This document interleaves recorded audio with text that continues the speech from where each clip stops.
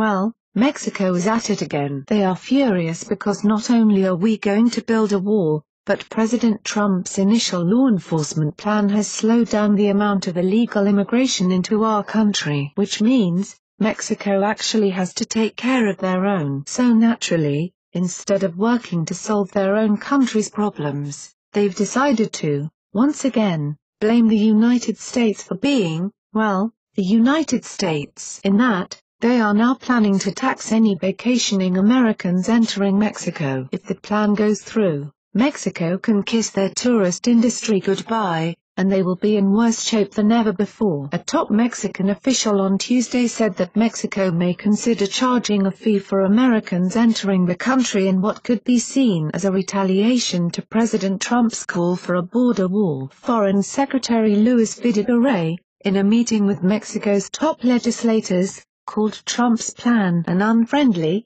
hostile act, and called on his colleagues to consider the entry fee. We could explore not necessarily a visa, that could impede a lot of people from coming to Mexico, but we could perhaps have a fee associated with entry, Videgaray said. This is something that I'm sure will be part of our discussion, and I believe we can find points of agreement. Videgaray went on to say that Mexico would not pay a cent toward the wall. He said if talks between the U.S. and Mexico fail to satisfy both countries, the Mexican government would consider reducing security cooperation. If the negotiation on other themes, immigration, the border, trade, isn't satisfactory to Mexico's interests, we will have to review our existing cooperation, Videgaray said. This would be especially in the security areas, and that involves the National Immigration Agency, the federal police, and of course, the armed forces. Trump has asked Congress to include a down payment on the wall in the spending bill, but because of scrutiny from both sides, President Trump announced Monday that he'd be willing to wait until September to revisit the issue of funding.